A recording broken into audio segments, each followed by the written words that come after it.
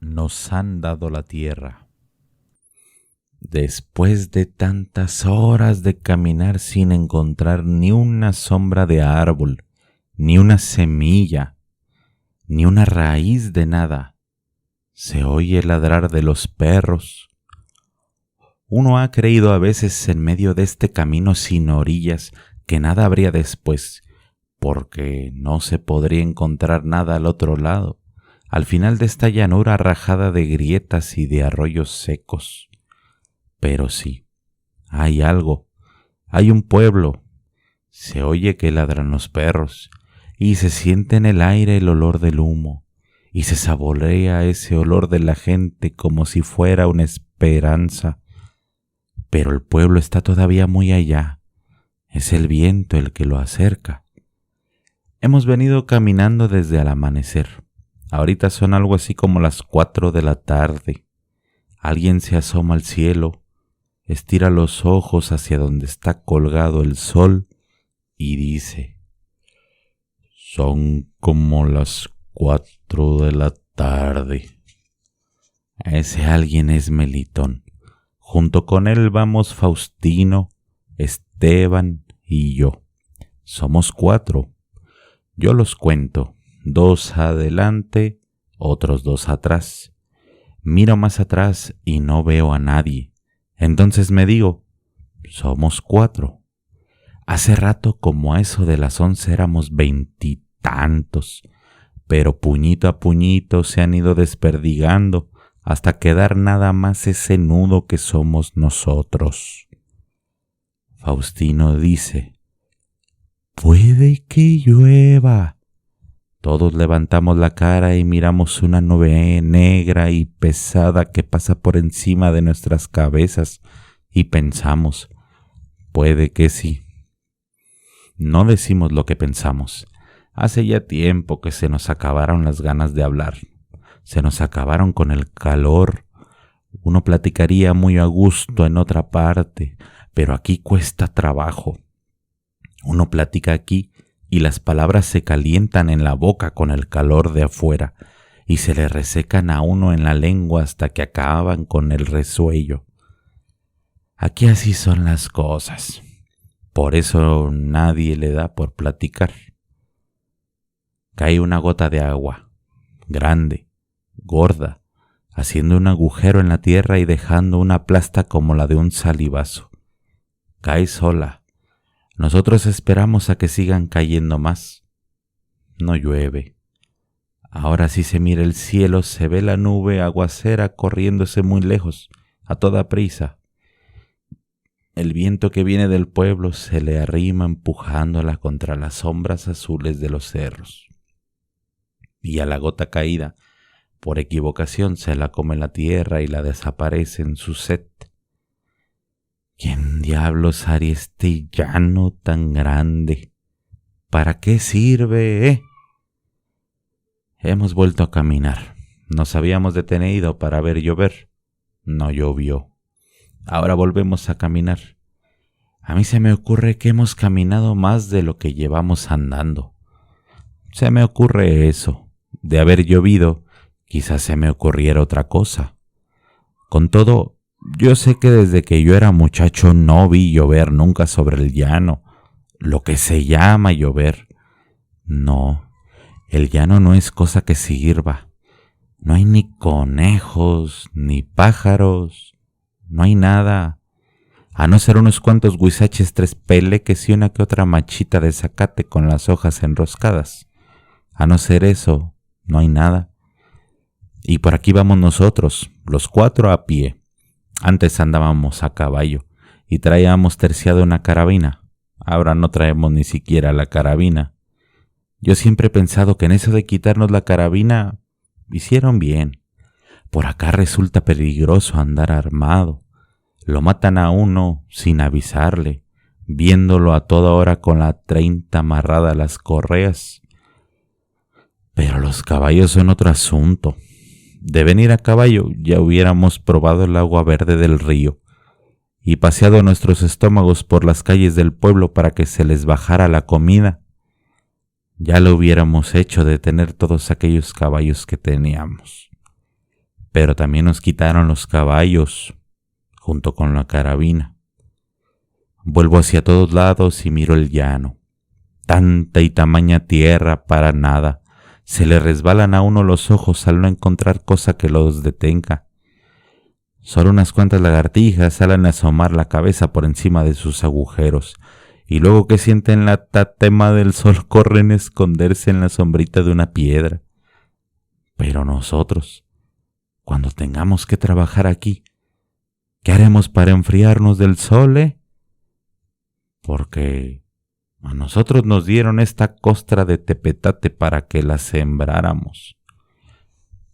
Nos dijeron, del pueblo para acá, es de ustedes. Nosotros preguntamos, ¿el llano? Sí, el llano, todo el llano grande.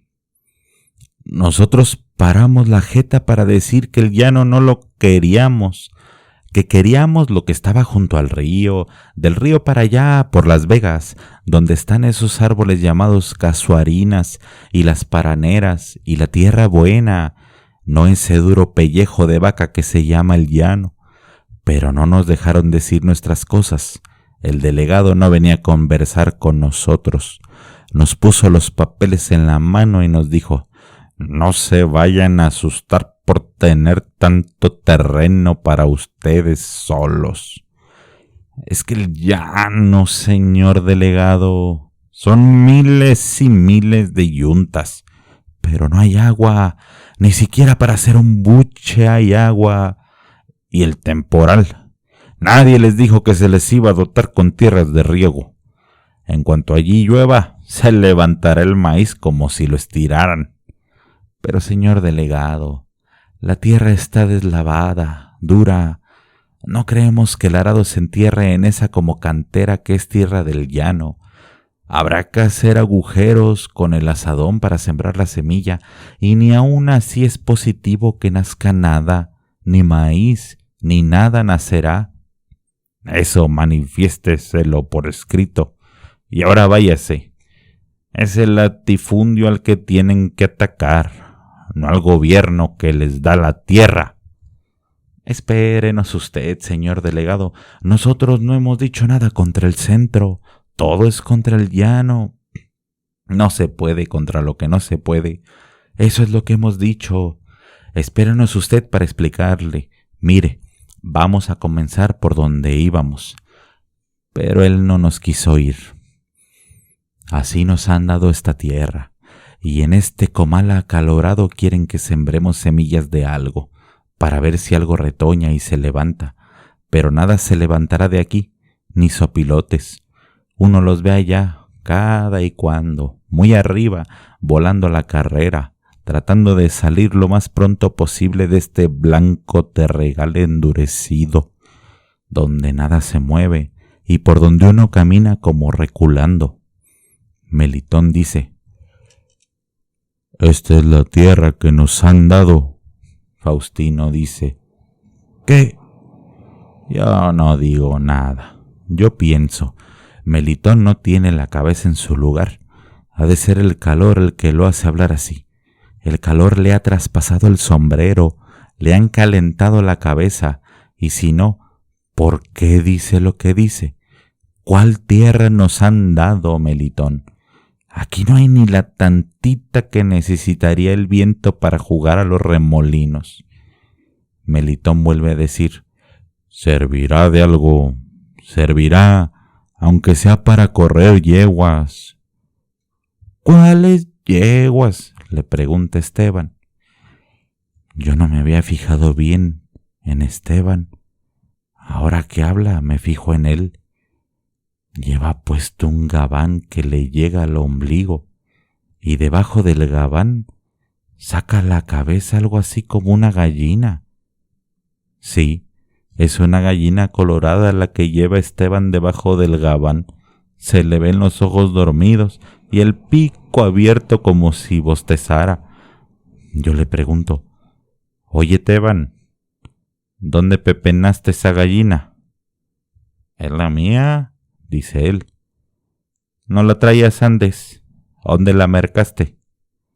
No la merqué, es la mía de mi corral. Entonces te la trajiste de bastimiento. No, la traigo para cuidarla. Mi casa se quedó sola y sin nadie para que le diera de comer, por eso me la traje. Siempre que salgo lejos, cargo con ella. Ahí escondida se te va a ahogar. Mejor sácala al aire. Él se la acomoda debajo del brazo y le sopla el aire caliente de su boca. Luego dice: estamos llegando al derrumbadero. Yo ya no oigo lo que dice diciendo Esteban. Nos hemos puesto en fila para bajar la barranca y él va mero adelante. Se ve que va agarrando a la gallina por las patas y la sangolotea a cada rato para no golpearle la cabeza contra las piedras. Conforme bajamos, la tierra se hace buena. Sube polvo donde nosotros, como si fuera un atajo de mulas la que bajara por allí. Pero nos gusta llenarnos de polvo. Nos gusta. Después de venir durante 11 horas pisando en la dureza del llano, nos sentimos muy a gusto envueltos en aquella cosa que brinca sobre nosotros y sabe a tierra. Por encima del río, sobre las copas verdes de las casuarinas, vuelan parvadas de chachalacas verdes. Eso también es lo que nos gusta. Ahora los ladridos de los perros se oyen aquí, junto a nosotros, y es que el viento que viene del pueblo retacha en la barranca y la llena de todos sus ruidos. Esteban ha vuelto a abrazar a su gallina cuando nos acercamos a las primeras casas. Le desata las patas para desentumecerla, y luego él y su gallina desaparecen detrás de unos tepemezquites. «Por aquí arriendo yo», dice Esteban. Nosotros seguimos adelante, más adentro del pueblo. La tierra que nos han dado está allá arriba.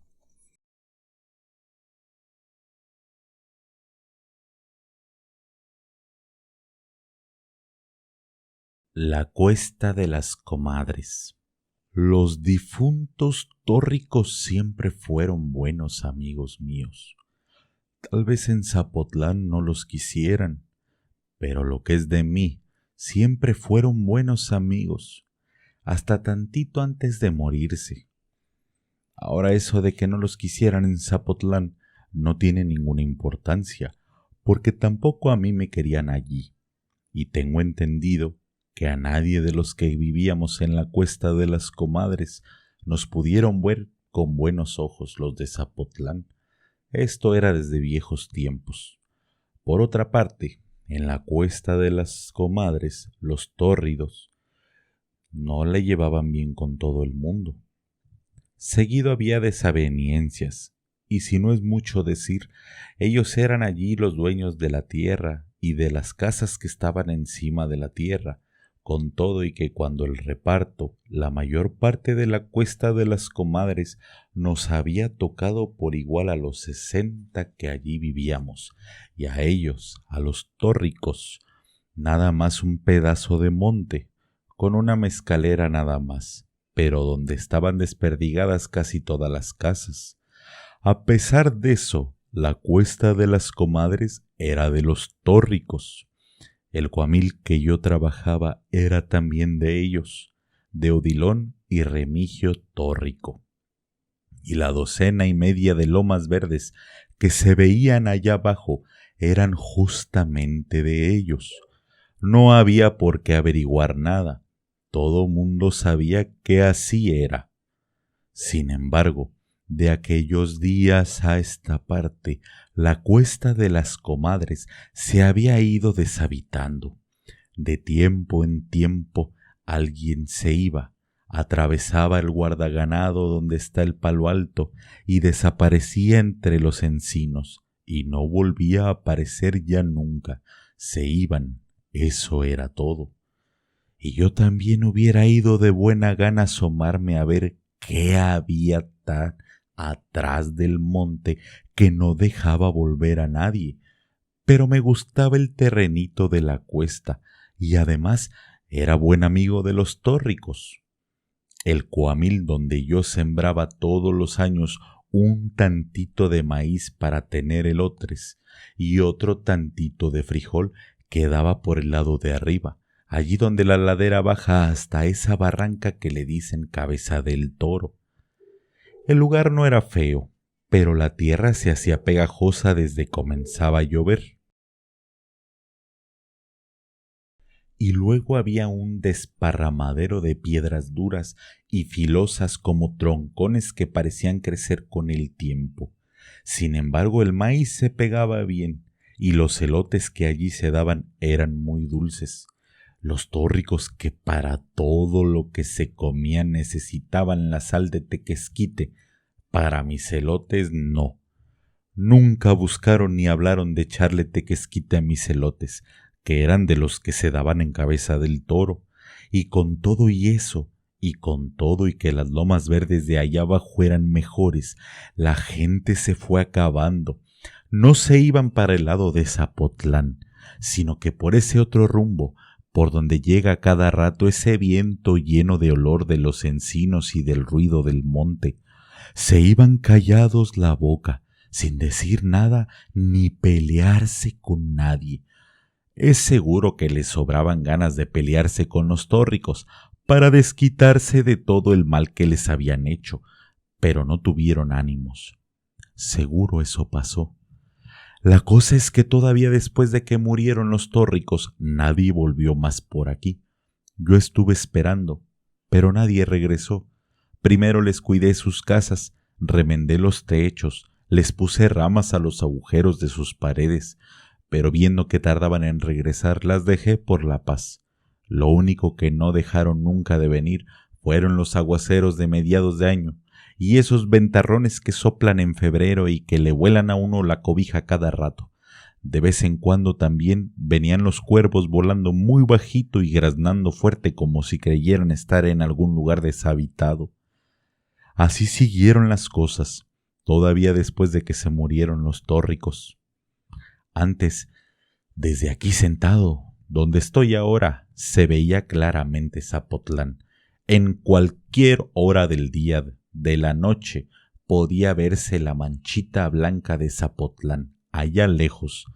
Pero ahora las jarillas han crecido muy tupido, y por más que el aire las mueve de un lado para otro, no dejan ver nada de nada. Me acuerdo de antes, cuando los tórricos venían a sentarse aquí también y se estaban acuclillados horas y horas hasta el oscurecer, mirando para allá sin cansarse, como si el lugar les sacudiera sus pensamientos o el mitote de pasearse a Zapotlán. Solo después supe que no pensaban en eso, únicamente se ponían a ver el camino, aquel ancho callejón arenoso que se podía seguir con la mirada, hasta que se perdía entre los ocotes del cerro de la Media Luna. Yo nunca conocí a nadie que tuviera un alcance de vista como el de Remigio Tórrico. Era tuerto, pero el ojo negro y medio cerrado que le quedaba parecía acercar tanto las cosas que casi las traía junto a sus manos, y de allí a saber qué bultos se movían por el camino no había ninguna diferencia.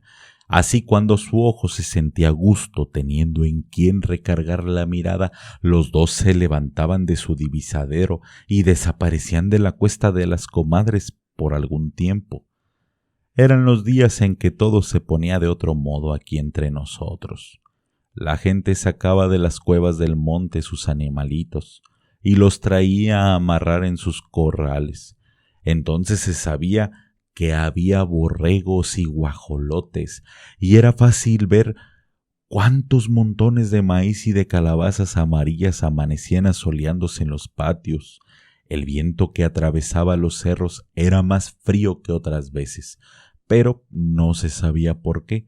Todos allí decían que hacía muy buen tiempo, y uno oía en la madrugada que cantaban los gallos como en cualquier lugar tranquilo, y aquello parecía como si siempre hubiera habido paz en la cuesta de las comadres. Luego volvían los tórricos. Avisaban que venían desde antes de que llegaran, porque sus perros salían a la carrera, y no paraban de ladrar hasta encontrarlos, y nada más por los ladridos todos calculaban la distancia y el rumbo por donde irían a llegar. Entonces la gente se apuraba a esconder otra vez sus cosas.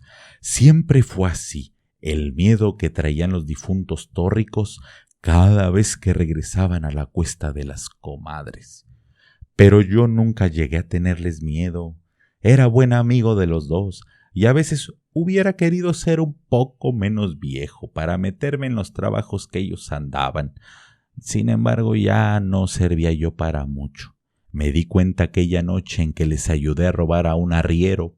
Entonces me di cuenta de que me faltaba algo, como que la vida que yo tenía ya estaba muy desperdiciada y no aguantaba más estirones. De eso me di cuenta. Fue como a mediados de las aguas cuando los tórricos me convidaron para que les ayudara a traer a unos tercios de azúcar. Yo iba un poco asustado. Primero porque estaba cayendo una tormenta de esas en que el agua parece escarbarle a uno por debajo de los pies. Después porque no sabía a dónde iba. De cualquier modo, allí vi yo la señal de que no estaba hecho ya para andar en andanzas. Los tórricos me dijeron que no estaba lejos el lugar a donde íbamos. «Es cosa de un cuarto de hora. Estamos allá», me dijeron. Pero cuando alcanzamos el camino de la media luna, comenzó a oscurecer, y cuando llegamos a donde estaba el arriero, ya era alta la noche. El arriero no se paró a ver quién venía. Seguramente estaba esperando a los tórricos y por eso no le llamó la atención vernos llegar. Eso pensé, pero todo el rato que trajinamos de aquí para allá con los tercios de azúcar, el arriero se estuvo quieto, agazapado entre el zacatal. Entonces le dije eso a los tórricos. Les dije: «Ese que está allí tirado parece estar muerto o algo por el estilo». «No, nada más ha de estar dormido», me dijeron ellos.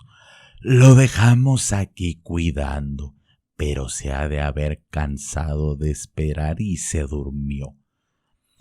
Yo fui y le di una patada en las costillas para que despertara, pero el hombre siguió igual de tirante. «Está bien muerto», les volví a decir.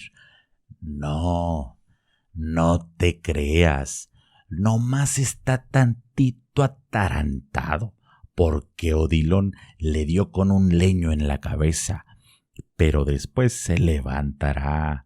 Ya verás, en cuanto salga el sol y se sienta calorcito, se levantará muy aprisa y se irá enseguida para su casa.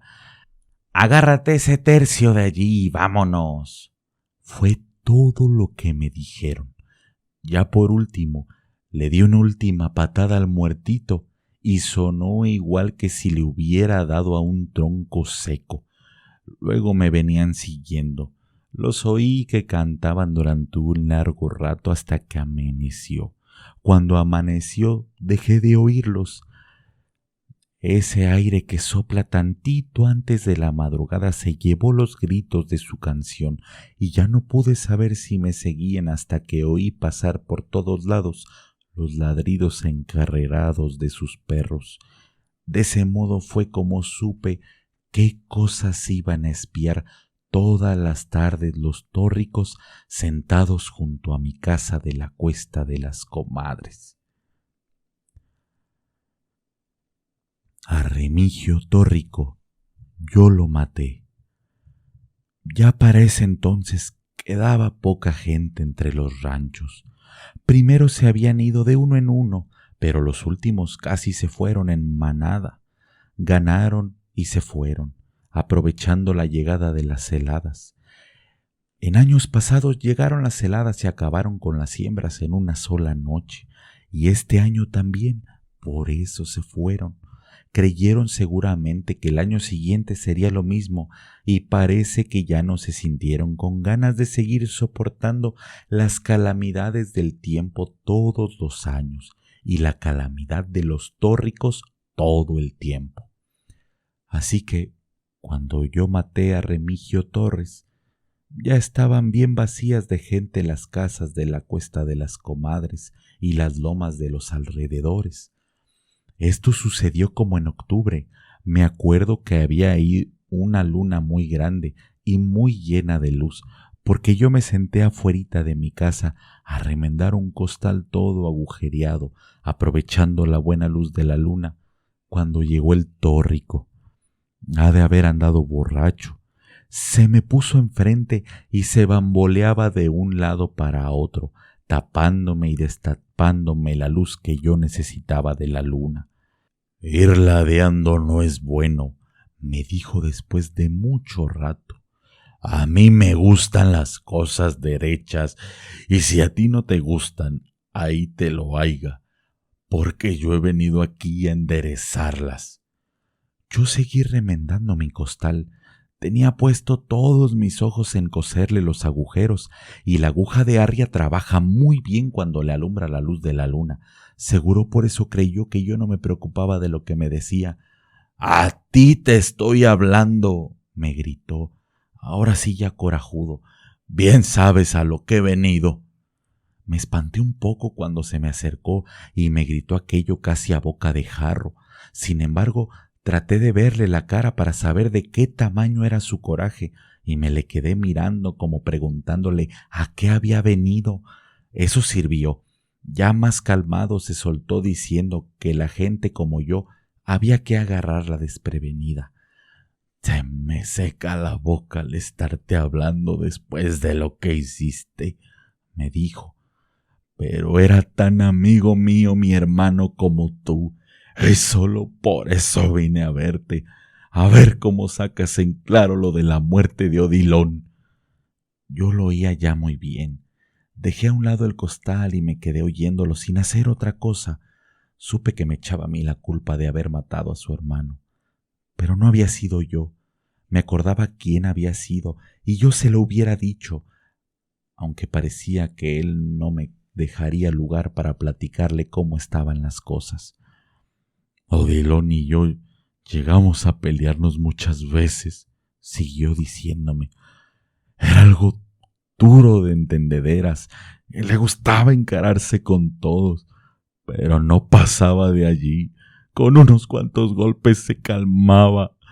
Y eso es lo que quiero saber. Si te dijo algo, o te quiso quitar algo, o qué fue lo que pasó. Pudo ser que se te haya querido golpear y tú te lo madrugaste. Algo de eso ha de haber sucedido». Yo sacudí la cabeza para decirle que no, que yo no tenía nada que ver. «Oye», me atajó el tórrido, «Odilon llevaba ese día 14 pesos en la camisa.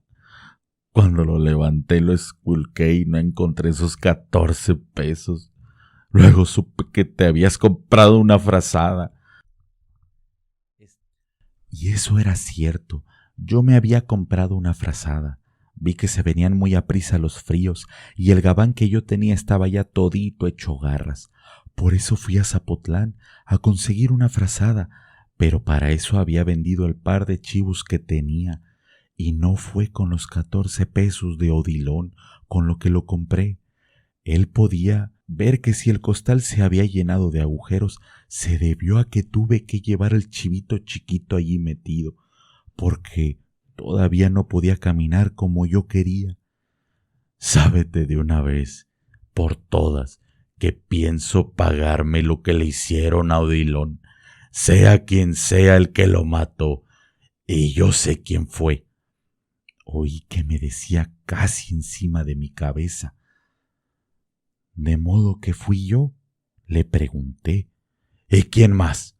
Odilon y yo éramos sinvergüenzas y lo que tú quieras, y no digo que no llegamos a matar a nadie, pero nunca lo hicimos por tan poco. Eso sí te lo digo a ti». La luna grande de octubre pegaba de lleno sobre el corral y mandaba hasta la pared de mi casa la sombra larga de Remigio. Lo vi que se movía en dirección de un tejocote y que agarraba el guango que yo siempre tenía recargado allí.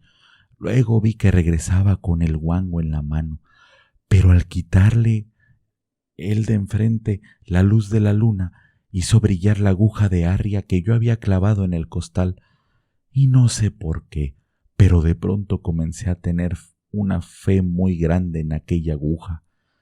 Por eso al pasar Remigio Tórrico por mi lado, desensarté la aguja y sin esperar otra cosa la hundí cerquita al ombligo. Se la hundí hasta donde le cupo y allí la dejé. Luego se engarruñó como cuando da el cólico y comenzó a calambrarse hasta doblarse poco a poco sobre las corvas y quedar sentado en el suelo, todo entelerido y con el susto asomándosele por el ojo. Por un momento pareció como que se iba a enderezar para darme un machetazo con el guango, pero seguro se arrepintió o no supo ya qué hacer. Soltó el guango y volvió a engarruñarse. Nada más eso hizo. Entonces vi que se le iba entristeciendo la mirada, como si comenzara a sentirse enfermo. Hacía mucho que no me tocaba ver una mirada así de triste, y me entró la lástima. Por eso aproveché para sacarle la aguja de arria del ombligo y metérsela más arribita, allí donde pensé que tendría el corazón. Y sí, allí lo tenía, porque nomás dio 2 o 3 respingos como un pollo descabezado y luego se quedó quieto. Ya debía haber estado muerto cuando le dije: «Mira, Remigio, me has de dispensar, pero yo no maté a Odilon, fueron los alcaraces. Yo andaba por allí cuando él se murió, pero me acuerdo bien de que yo no lo maté, fueron ellos». Toda la familia entera de los alcaraces se le dejaron ir encima cuando yo me di cuenta. Odilon estaba agonizando. ¿Y sabes por qué? Comenzando porque Odilon no debía haber ido a Zapotlán. Eso tú lo sabes. Tarde o temprano tenía que pasarle algo en ese pueblo, donde había tantos que se acordaban mucho de él. Y tampoco los alcaraces lo querían. Ni tú ni yo podemos saber a qué fue a hacer él a meterse con ellos. Fue cosa de un de repente. Yo acababa de comprar mi zarape y ya iba de salida cuando tu hermano le escupió un trago de mezcal en la cara a uno de los alcaraces. Él lo hizo por jugar. Se veía que lo había hecho por divertirse, porque los hizo reír a todos, pero todos estaban borrachos, Odilon y los alcaraces y todos, y de pronto se le echaron encima, sacaron sus cuchillos y se le apeñuscaron y lo aporrearon hasta no dejar de Odilon cosa que sirviera. De eso murió. Como ves, no fui yo el que lo mató. Quisiera que te dieras cabal cuenta de que yo no me entrometí para nada. Eso le dije al difunto Remigio. Ya la luna se había metido del otro lado de los encinos cuando yo regresé a la cuesta de las comadres con la canasta piscadora vacía. Antes de volverla a guardar, le di unas cuantas zambullidas en el arroyo para que se le enjuagara la sangre. Yo la iba a necesitar muy seguido y no me hubiera gustado ver la sangre de Remigio a cada rato. Me acuerdo que eso pasó allá por octubre, a la altura de las fiestas de Zapotlán, y digo que me acuerdo que fue por esos días porque en Zapotlán estaban quemando cohetes, mientras que más por el rumbo donde tiré a Remigio se levantaba una gran parvada de sopilotes a cada tronido que daban los cohetes. De eso me acuerdo.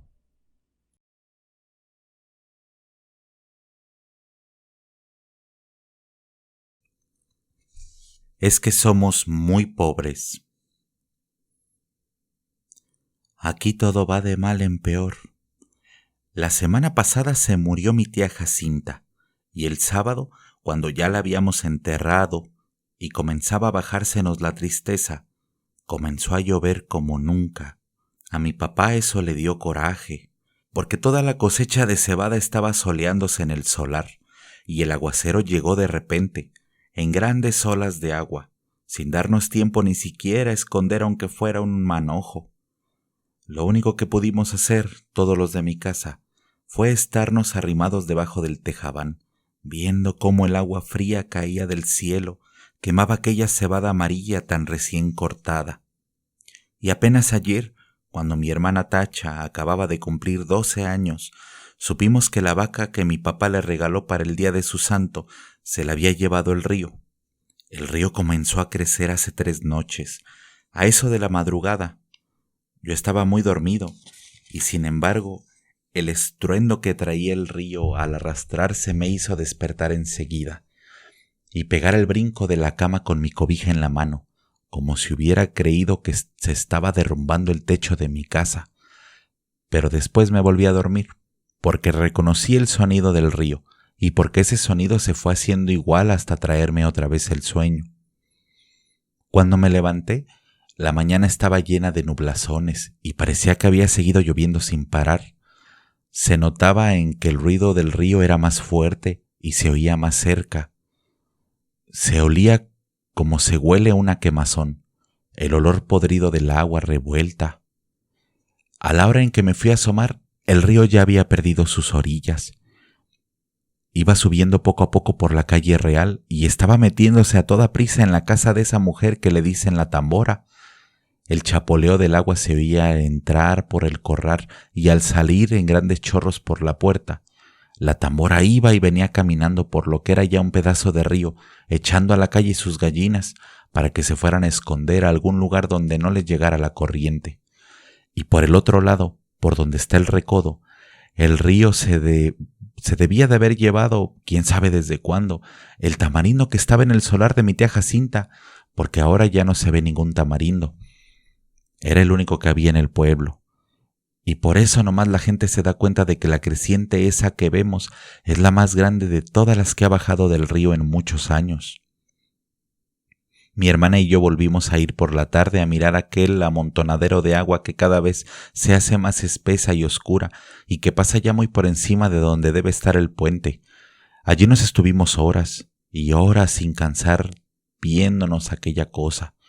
Después nos subimos por la barranca porque queríamos oír bien lo que decía la gente, pues abajo junto al río hay un gran ruidazal y solo se ven las bocas de muchos que se abren y se cierran, como que quieren decir algo, pero no se oye nada. Por eso nos subimos por la barranca, donde también hay gente mirando el río y contando los perjuicios que ha hecho. Allí fue donde supimos que el río se había llevado a la Serpentina, la vaca esa que era de mi hermana Tacha, porque mi papá se la regaló para el día de su cumpleaños, y que tenía una oreja blanca y otra colorada y muy bonitos ojos. No acabo de saber por qué se le ocurriría a la Serpentina pasar el río cuando sabía que no era el mismo río que ella conocía de a diario. La Serpentina nunca fue tan atarantada. Lo más seguro es que ha de haber venido dormida, para dejarse matar así por nomás. A mí muchas veces me tocó despertarla cuando le abría la puerta del corral, porque si no, de su cuenta, allí se hubiera estado el día entero con los ojos cerrados, bien quieta y suspirando, como se oye suspirar a las vacas cuando duermen. Aquí ha de haber sucedido eso de que se durmió. Tal vez se le ocurrió despertar al sentir que el agua pasada le golpeaba las costillas. Tal vez entonces se asustó y trató de regresar, pero al volver se encontró entreverada y acalambrada entre aquella agua negra y dura como tierra corrediza. Tal vez bramó, pidiendo que le ayudaran. Bramó como solo Dios sabe cómo. Yo le pregunté a un señor que vio cuando la arrastraba el río si no había visto también al becerrito que andaba con ella, pero el hombre dijo que no sabía si lo había visto. Solo dijo que la vaca manchada pasó patas arriba muy cerquita de donde él estaba, y que allí dio una voltereta y luego no volvió a ver ni los cuernos, ni las patas, ni ninguna señal de vaca. Por el río rodaban muchos troncos de árboles, con todo y raíces, y él estaba muy ocupado en sacar leña, de modo que no podía fijarse si eran animales o troncos los que se arrastraban. Nomás por eso no sabemos si el becerro está vivo, o si se fue detrás de su madre río abajo. Si así fue, que Dios los ampare a los dos. La apuración que tienen en mi casa es lo que pueda suceder el día de mañana. ahora que mi hermana Tacha se quedó sin nada, porque mi papá con muchos trabajos había conseguido la serpentina desde que era una vaquilla para dársela a mi hermana, con el fin de que ella tuviera un capitalito y no se fuera a ir de piruja como lo hicieron mis otras 2 hermanas, las más grandes. Según mi papá, ella se había echado a perder porque éramos muy pobres en mi casa, y ellas eran muy retobadas. Desde chiquillas ya eran rezongonas, y tan luego que crecieron les dio para andar con hombres de lo peor, que les enseñaron cosas malas. Ellas aprendieron pronto y entendían muy bien los chiflidos cuando las llamaban a altas horas de la noche. Después salían hasta de día, iban cada rato por agua al río, y a veces cuando uno menos se lo esperaba, allí estaban en el corral, revolcándose en el suelo, todas encueradas, cada una con un hombre trepado encima. Entonces mi papá las corrió a los 2. Primero les aguantó todo lo que pudo, pero más tarde ya no pudo aguantarlas. Y les dio carrera para la calle. Ellas se fueron, para Yutla o no sé para dónde, pero andan de pirujas. Por eso le entra la mortificación a mi papá, ahora por la Tacha, que no quiere que vaya a resultar como sus otras 2 hermanas. Al sentir que se quedó muy pobre viendo la falta de su vaca, viendo que ya no va a tener con qué entretenerse mientras le da por crecer y pueda casarse con un hombre bueno, que la pueda querer para siempre, y eso ahora va a estar difícil. Con la vaca era distinto, pues no hubiera faltado quien se hiciera el ánimo de casarse con ella, solo por llevarse también aquella vaca tan bonita. La única esperanza que nos queda es que el becerro esté vivo todavía. Ojalá no se le haya ocurrido pasar por el río detrás de su madre, porque si así fue, mi hermana Tacha está tantito así de retirado de hacerse piruja, y mi mamá no quiere.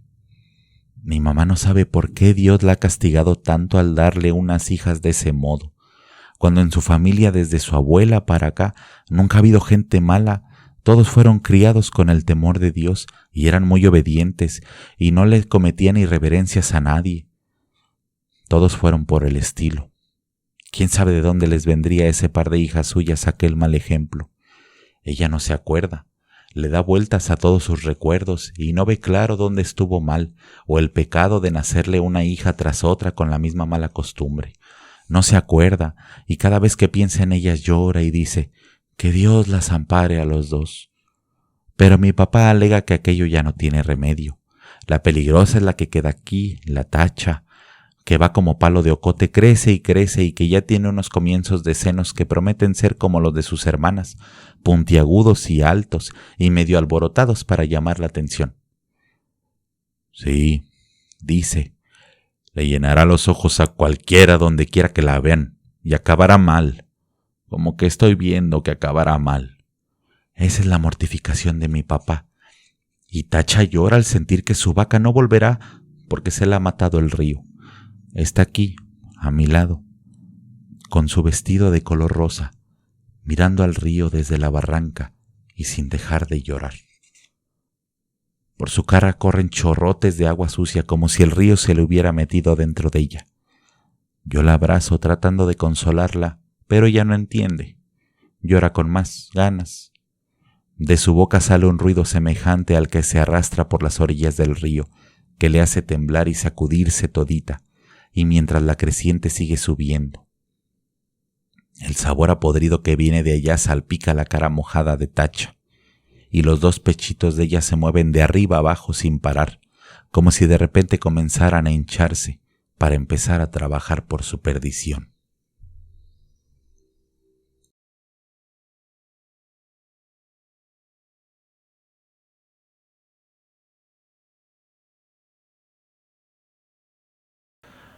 Bueno, aquí podemos ver los 3 dibujos de estos 3 cuentos. Esperamos que les haya gustado tanto la narración como los cuentos. Y para recordarles o para decirles, lo hemos estado avisando por WhatsApp y por Facebook, más a las personas conocidas creo. Este mes va a tratarse de Juan Rulfo. Entonces esperamos cubrir todo el Llano en Llamas en lo que resta del mes, lo que significa que trataremos de subir videos más cortos, pero más seguido, para que antes de que se acabe el mes hayamos cubierto el libro del Llano en Llamas y pues todos los cuentos. Esperemos que les guste. En la parte de abajo, en el primer comentario, porque aún no podemos poner links en la descripción. Eso lo podremos hacer cuando haya más suscripciones, más vistas. Así que les agradecemos por verlo, por compartirlo, por darle like, por repetirlo. Cuando tengamos más vistas y YouTube nos desbloquee ese logro, podremos ponerle nuestras redes. Mientras tanto lo estamos poniendo en el primer comentario. Las redes donde están aparte unos directos que hicimos en Facebook. Otro canal que no tiene que ver con esto, que es un canal de gameplay, donde nos vemos más seguido también, podemos platicar. Nos podrían pasar y decir, oye, yo quiero este cuento, o yo quiero este libro. Y bueno, vienen proyectos a futuro. Esperen a partir de enero que haya un ritmo diferente, una edición diferente y pues cada vez mejorando. Sigan escuchando libros y hasta el próximo video.